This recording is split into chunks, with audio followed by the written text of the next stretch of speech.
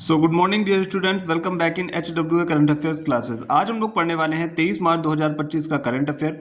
जैसा कि आप सभी को पता है कि मैं डेली आपको 10 क्वेश्चन पढ़ाता हूं, जिसमें एक क्वेश्चन लास्ट में ऐसा पूछा जाता है जिसका आपको आंसर देना होता है कमेंट बॉक्स में।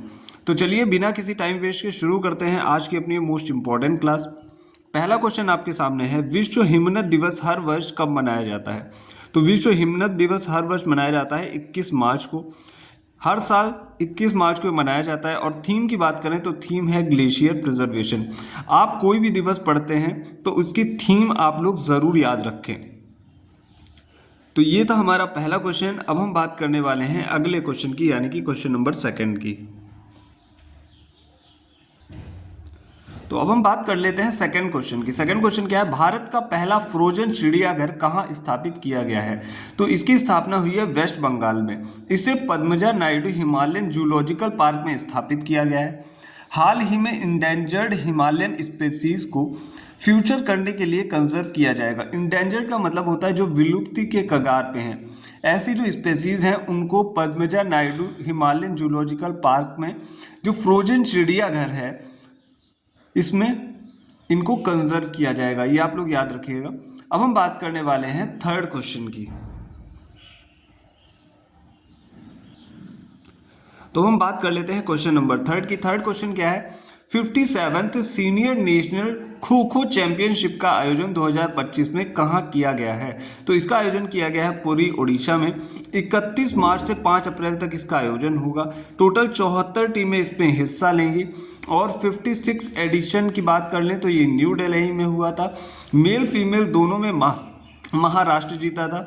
अब हम बात कर लेते हैं कि ये जो खो खो के जितने भी चैंपियनशिप या फिर गेम्स होते हैं ये कौन रेगुलेट कराता है? तो kho kho federation of India इसको रेगुलेट कराता है। बात करते हैं स्थापना की, तो इसकी स्थापना होती है 1955 में। प्रेसिडेंट है सुधांशु मित्तल जी। तो आप लोग दोनों एडिशन याद रखिएगा। 57th वाला पूरी उड़ीसा में हुआ और 56 एडिशन की बात करें तो वो न्यू दिल्ली में हुआ था। ये था हमारा थर्ड नंबर का क्वेश्चन। अब हम बात कर लेते हैं फोर्थ नंबर के क्वेश्चन की। फोर्थ नंबर का क्वेश्चन क्या है, वर्ल्ड हैप्पीनेस इंडेक्स में भारत की रैंक क्या रही? ये क्वेश्चन मैं आपको थर्ड टाइम रिवाइज करवा रहा हूँ, इसलिए बार बार इस क्वेश्चन को लेके आता हूँ ताकि अगर एग्जाम में आए तो आप इसको डायरेक्टली टिक कर दो। तो अभी वर्ल्ड हैप्पीनेस इंडेक्स में भारत की रैंकिंग रही है 2025 में 118वीं। और बात कर लेते हैं कि टॉप पे रहा है फिनलैंड और लास्ट 147 पे रहा है अफगानिस्तान। तो ये पॉइंट आप लोग ज़रूर याद रखिएगा क्योंकि प्रीवियस वीडियो में मैंने आपको डिटेल में सारा टॉपिक बता दिया था। अब हम बात करते हैं अगले क्वेश्चन की, यानी कि क्वेश्चन नंबर 5 की। तो अब हम बात कर लेते हैं क्वेश्चन नंबर 5 की, जो कि आपके सामने है। हाल ही में चर्चा में रही पुस्तक विश्व कप जीत पर आधारित मार्च ऑफ ग्लोरी पुस्तक का संबंध किस खेल से है? तो इस पुस्तक का संबंध है हॉकी से। पुस्तक का नाम आप लोग जरूर याद रखिएगा, मार्च ऑफ ग्लोरी। तो ये मार्च ऑफ ग्लोरी जो है किस पे बेस्ड है? 1975 में जो हॉकी का वर्ल्ड कप हुआ था उस पे बेस्ड है। राइटर कौन है? राइटर 2 लोग हैं, ज़रूर याद रखिएगा, के अरुमुगम और Errol D cruise. Most important है इस बुक के राइटर, बुक का नेम और ये किस खेल से रिलेटेड है, और ये 1975 के हॉकी वर्ल्ड कप से रिलेटेड है। तो यहाँ से 3 से 4 क्वेश्चन आपके बन जाते हैं। तो ये था हमारा 5th नंबर का क्वेश्चन। अब हम बात करने वाले हैं नेक्स्ट क्वेश्चन की, यानी कि क्वेश्चन नंबर 6 की। तो हम आ चुके हैं नेक्स्ट पेज पे, डिस्कस कर लेते हैं क्वेश्चन नंबर 6। हाल ही में AI क्लाउड वायु का अनावरण किसने किया है?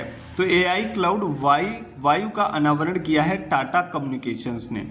ये था हमारा 6 नंबर का क्वेश्चन। 7 नंबर का क्वेश्चन डिस्कस करते हैं।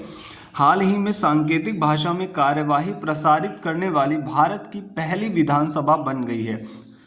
तो भारत की पहली विधानसभा जो सांकेतिक भाषा में कार्यवाही प्रसारित करेगी वो है पंजाब। अंतर्राष्ट्रीय सांकेतिक भाषा दिवस इसी से रिलेटेड है। कब मनाया जाता है? हर साल 23 सितंबर को मनाया जाता है। बात हुई है पंजाब की, तो पंजाब की कैपिटल है चंडीगढ़। सीएम है भगवंत मान और गवर्नर हैं गुलाब चंद कटारिया। तो ये था क्वेश्चन नंबर 7। अब हम बात करते हैं क्वेश्चन नंबर 8 की। तो क्वेश्चन नंबर 8 क्या है, हाल ही में पोट्टी श्रीरामुलु की 58 फीट ऊंची प्रतिमा कहाँ स्थापित की जाएगी? तो ये स्थापित की जाएगी आंध्र प्रदेश में। मोस्ट इंपॉर्टेंट क्वेश्चन है, हर एक क्वेश्चन को आप लोग देखिए, जो भी बच्चे ध्यान से सुनते हैं उनका एग्जाम में ज़रूर फायदा होगा और क्वेश्चन यहाँ से ज़रूर आएंगे। तो बात कर लेते हैं, आंध्र प्रदेश के गठन में पोट्टी श्रीरामुलु का अहम योगदान है। आप सभी को पता होगा 58 दिनों के अनशन के बाद इनकी मृत्यु हो गई थी, ये भी आप लोगों को पता होगा। इसीलिए जो आंध्र प्रदेश के जो चीफ मिनिस्टर हैं उन्होंने अभी पोट्टी श्रीरामुलु की 58 फीट ऊंची प्रतिमा स्थापित करने का फैसला किया है। अब हम बात हुई स्टैचू की, तो स्टैचू के विषय में भी जान लेते हैं। कुछ इंपॉर्टेंट स्टैचूज हैं जो अक्सर एग्जाम में आने वाली हैं या फिर आ सकती हैं। स्टैचू ऑफ यूनियन की बात करें तो ये हनुमान जी की 90 फीट की प्रतिमा है, टेक्सास अमेरिका में इसका स्थापना हुई है। शौर्य की प्रतिमा की बात करें तो ये लचित बोरफुकन की प्रतिमा है 125 फीट ऊंची, असम में। छत्रपति शिवाजी की प्रतिमा भी लद्दाख में, भारतीय सेना ने इसका अनावरण किया था 14,300 फीट की ऊंचाई पे। तो अभी बात हुई है, आंध्र प्रदेश की कैपिटल है अमरावती, यहाँ के सीएम हैं एन चंद्रबाबू नायडू, गवर्नर हैं एस अब्दुल नज़ीर। तो ये था हमारा 8वां क्वेश्चन। अब हम बात कर लेते हैं अगले क्वेश्चन की, यानी कि क्वेश्चन नंबर 9। हाल ही में विश्व जल दिवस कब मनाया गया? मोस्ट इंपॉर्टेंट क्वेश्चन हो जाता है आपके लिए। तो अभी विश्व जल दिवस मनाया गया है 22 मार्च को। थीम की बात करें तो थीम है ग्लेशियर कंजर्वेशन। और 22 मार्च को एक और दिवस मनाया जाता है, आप सभी को पता होगा, जो बच्चे बिहार से होंगे तो बिहार दिवस 22 मार्च को हर साल हम लोग मनाते हैं, बिहार का स्थापना दिवस। अब हम बात करते हैं नेक्स्ट पेज पे क्वेश्चन नंबर 10 की।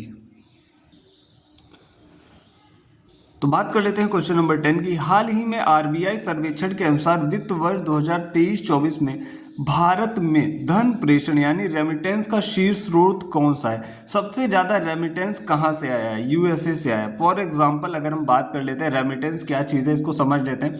अगर आप कहीं फॉरेन कंट्री में जॉब करते हैं, यूएसए में जॉब करते हैं, तो वहाँ की जो भी करेंसी आप कमाते हो अपने घर वालों को भेजते हो, तो इसका मतलब है यूएसए की करेंसी एक तरीके से भारत में आ रही है, तो इसी को कहते हैं रेमिटेंस। तो सबसे ज़्यादा रेमिटेंस कहाँ आया है भारत में? तो ये आया है महाराष्ट्र में। कहाँ से आया है? यूएसए से आया है, ये आप लोग ज़रूर याद रखना। बात हुई है आरबीआई की, तो आरबीआई की फुल फॉर्म होती है रिजर्व बैंक ऑफ इंडिया, और इसकी स्थापना होती है यंग हिल्टन आयोग की सिफारिश पर। नेशनलाइजेशन की बात करें, राष्ट्रीयकरण की बात करें, तो 1 जनवरी 1949 को इसका राष्ट्रीयकरण हुआ। गवर्नर की बात करें, वर्तमान में गवर्नर है संजय मल्होत्रा। पहले British governor sir Osborne Smith थे। पहले Indian governor sir C D Deshmukh थे। और अभी प्रवाह प्लेटफॉर्म जो है ये भी चर्चा में था, ये भी आरबीआई ने ही लॉन्च किया है। तो ये था क्वेश्चन नंबर 10। अब हम बात कर लेते हैं क्वेश्चन नंबर 11 की, जो कि आज का लास्ट क्वेश्चन है।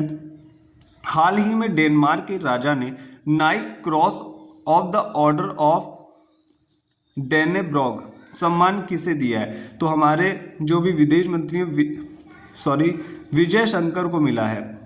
एस जयशंकर तो अलग हैं, वो विदेश मंत्री हैं। तो विजय शंकर जी को भी मिला है knight cross of the order of Dannebrog. अब हम बात कर लेते हैं आज के क्वेश्चन की, जिनका आंसर आपको कमेंट बॉक्स में देना है। आज मैंने आपसे 3 क्वेश्चन पूछ रखे हैं, इनका आंसर आप लोग कोशिश करिएगा, सही आंसर दीजिएगा कमेंट बॉक्स में। मिस यूनिवर्स 2024 कौन बनी थी? हैरी मैसल पुरस्कार किसे मिला था? और कालिदास सम्मान किसे दिया गया? मोस्ट इंपॉर्टेंट क्वेश्चन है, आपको एग्जाम में कहीं ना कहीं देखने को जरूर मिलेंगे। इनका आंसर आप लोग कमेंट बॉक्स में देने की कोशिश जरूर करिएगा। अब हम बात कर लेते हैं टॉप 10 रिवीजन क्वेश्चंस की, जो कि आपके लिए मोस्ट इंपॉर्टेंट क्वेश्चंस हो जाते हैं। और ये सारे मैंने जनवरी टू अभी तक जितने भी इंपॉर्टेंट क्वेश्चन बन सकते हैं वो सारे यहाँ पे मैं आपको रिवाइज कराने वाला हूँ। सेबी के अभी 11वें प्रमुख कौन बने? तुहिन कांत पांडे बन गए 11वें प्रमुख। याद रखिएगा, माधवीपुरी बुच की जगह ली थी। माधवीपुरी बुच कौन थी? सेबी की पहली महिला अध्यक्ष थी। अगला क्वेश्चन है, हाल ही में देश में शीशा रहित पेरोव्स्काइट एलईडी कहाँ बनी? तो ये हैदराबाद में बनी है। एक राष्ट्र एक बंदरगाह एवं मैत्री ऐप कहाँ लॉन्च हुआ? मुंबई में। किसने लॉन्च किया? सर्बानंद सोनोवाल जी ने लॉन्च किया है। S&P सस्टेनेबिलिटी रैंकिंग 2025 में शामिल एकमात्र भारतीय बैंक कौन सा है? Yes bank. 4000 साल पुराना वुडन सर्किल की खोज अभी कहाँ हुई है? डेनमार्क में हुई है। इंग्लिश को आधिकारिक भाषा के रूप में किसने किसने अभी मंजूरी दी है, तो वो यूएसए ने दी है। डेजर्ट हंट 2025 युद्धाभ्यास कहाँ हुआ? राजस्थान में हुआ, भारत की तीनों सेनाओं के मध्य। दिया सलाई आत्मकथा किसकी है? कैलाश सत्यार्थी की है। प्रथम डॉल्फिन गणना के अनुसार सर्वाधिक डॉल्फिन कहाँ पाई गई? यूपी उत्तर प्रदेश में।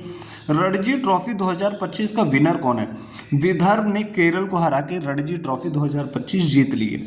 आई होप इतने कम टाइम में आपके काफ़ी क्वेश्चन रिवाइज हो गए होंगे। आज के लिए इतना ही, मिलते हैं नेक्स्ट इंपॉर्टेंट करंट अफेयर्स के वीडियो के साथ।